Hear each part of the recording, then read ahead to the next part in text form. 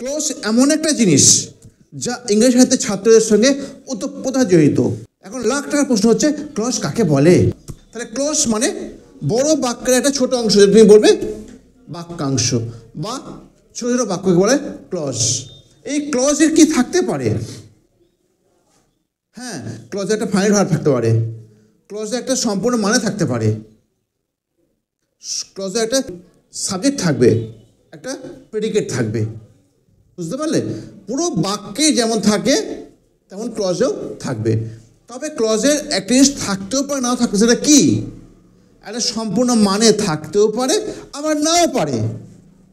এই সম্পূর্ণ মানে থাকলে তাকে বলবে মেইন ক্লজ বা প্রিন্সিপাল ক্লজ। আর যে বাক্যে সম্পূর্ণ মানে থাকবে না, একটা সম্পূর্ণ সেন্স থাকবে না, সেই বাক্য সম্পূর্ণটা সেন্স প্রকাশ করার জন্য সে অন্য বাক্যের অংশের উপর নির্ভর করবে, কে বলা হবে ডিপেন্ডেন্ট ক্লজ।